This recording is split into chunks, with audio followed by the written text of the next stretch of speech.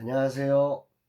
변방 목사의 아침 묵상 2022년 2월 7일 월요일 아침입니다. 오늘은 고린도전서 14장 20절로 25절 말씀을 통해서 지혜로운 신앙생활 이런 제목으로 함께 말씀 묵상의 은혜를 나누겠습니다. 오미크론의 확산이 매우 무섭게 확산되고 있습니다. 저의 주변에도 코로나에 확진되어 치료받는 분들이 여러 분 있다는 소식을 전화로 알게 되었습니다. 다행인 것은 위중하지 않고 감기 정도로 지나고 있다는 사실입니다. 3년째 지속되고 있는 코로나로 사역과 삶이 많이 위축되어 있지만 겸손히 주님을 신뢰하며 모든 상황에 맞게 한 걸음 한 걸음 나아가려고 합니다. 주님 분별력을 허락하여 주옵소서. 이런 고백을 할 수밖에 없습니다. 분별력과 통찰력이 어느 때보다도 필요한 때인 것 같습니다. 여러 가지 앱 개발과 또 라마나요스의 새로운 변화의 이런 활동들을 계획해 가면서 추진해 가면서 이 하나님의 분별력, 하나님의 통찰력이 참 필요하다 그런 생각을 해봅니다. 이런 날에 주님은 오늘 어떤 말씀으로 저에게 말씀하실까? 오늘도 말씀 앞에 섭니다. 본문에는 지혜로운 신앙생활이 무엇인지를 말씀하고 있습니다. 20절 말씀, 형제들아 지혜에는 아이가 되지 말고 악에는 어린아이가 되라. 지혜에는 장성한 사람이 되라. 뭐 한마디로 말해서 그 고린도 교회 성도들을 향해서 지혜로운 사람, 성장해라. 지혜로운 사람이 되어라. 한마디로 이런 얘기를 하는 거죠. 악이 성장하는 사람이 아니라 지혜가 성장하는 사람이 되어라. 이런 말을 하는 거죠. 여기서는 문맥을 통해서 오늘 이 본문의 이야기를 우리가 좀 이해를 해야 하는데, 지혜롭지 못한 아이의 신앙생활의 모습이 뭔가, 슬기로운 신앙생활은 어떤 건가 라고 하는 관점에서 보면 오늘 본문은 그 통역 없이 방언을 그 교회 공동체 안에서 그냥 외치는 것에 대해서 그건 지혜롭지 못해 사도 바울이 말하고 있는 거죠.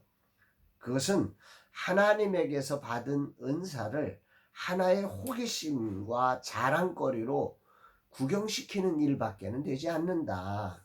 그러므로 바울은 그들더러 아이들처럼 유치하게 행하지 말라 이렇게 말을 하고 있는 거죠. 방언하는 자들이 교회의 유익을 위함이 그 유익을 생각해서 하는 것이 지혜로운 신앙생활이다 이런 얘기를 하는 것입니다.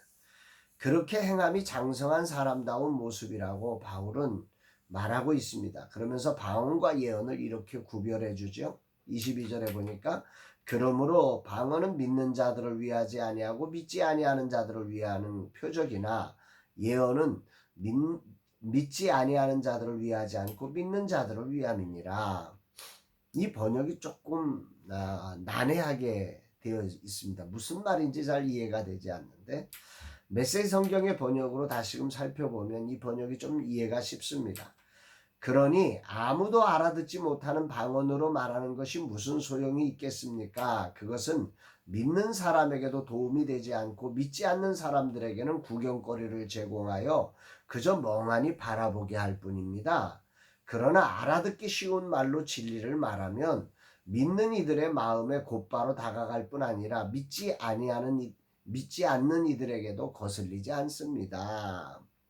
예언과 방언을 이렇게 알아들을 수 있는 소리, 알아듣지 못하는 소리, 뭐 이렇게 표현을 하면서 그 예언의 말씀이 믿는 사람들이든 믿지 아니하는 사람이든 공감되게 들려지는 소리다 이렇게 말씀하고 있습니다. 그러므로 슬기로운 신앙생활의 원칙은 공동체 내에서 사람들이 있는 그 공동체 모임 속에서 방언 말하는 것을 절제하고 알아들을 수 있는 언어로 말하는 것이 슬기로운 거다. 꼭 방언이 필요할 때는 통역을 두어서 말할 수 있으면 좋겠다. 뭐 이런 이야기를 지금 사도 바울은 하고 있습니다.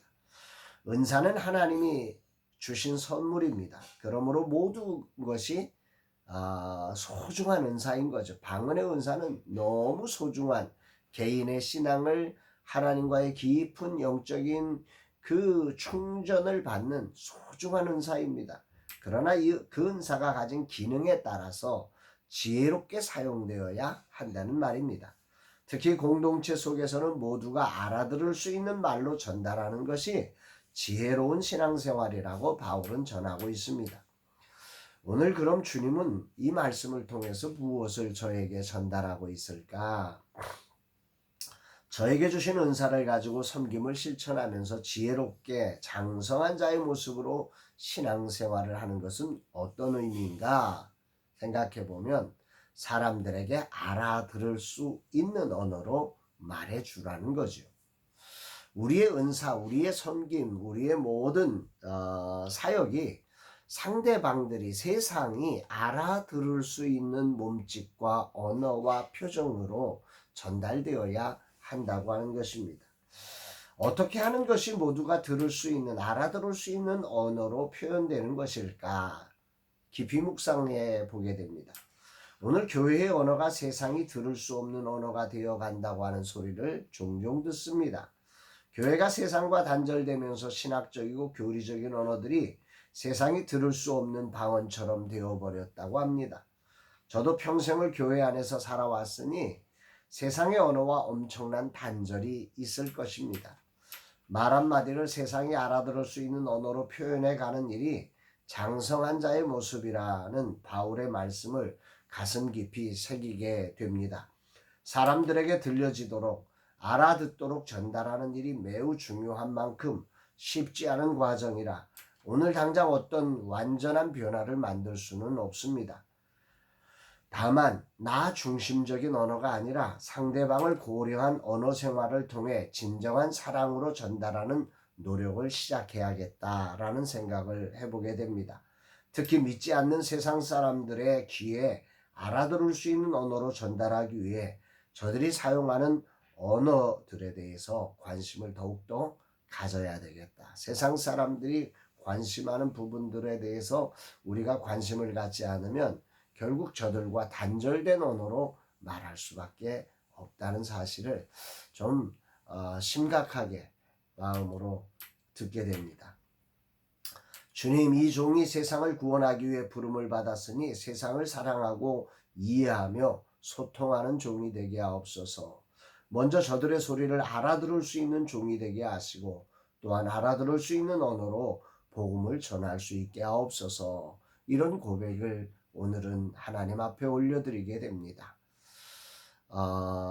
알게 모르게 세상 사람들에 대해서 정죄하고 편협한 시각 속에서 그들을 이해하기보다는 심판하기에 바빴던 그런 율법적 그 바리새인 요소가 그리스도인들 안에 제 안에 많이 있지 않았을까 이런 생각을 해보면서 정말 진지하게 저들이 들을 수 있는 언어로 표현되는 그리고 저들의 소리들을 정말 들을 수 있는 귀가 있어 들을 수 있는 사람이 되어야 되겠다. 저들과 소통하기 위해서 조금 더 이해의 장을 펼쳐가는 모습이 있어야 되겠다는 생각을 더 깊이 해보게 됩니다. 사랑하는 여러분, 오늘도 우리는 사랑하기 위해서 부름을 받았습니다. 저 세상의 사람들은 잘라내야 할 사람들이 아니라 구원해내야 할 사람이며 이해받아야 될 사람이 아니라 이해해 주어야 할 사람들임을 우리가 기억해 가면서 오늘 세상과 소통하기 위해서 세상이 알아들을 수 있는 소리로 말하기 위해서 조금 더 다가갈 수 있는 복된 날 되기를 주의 이름으로 축복합니다. 사랑합니다, 여러분.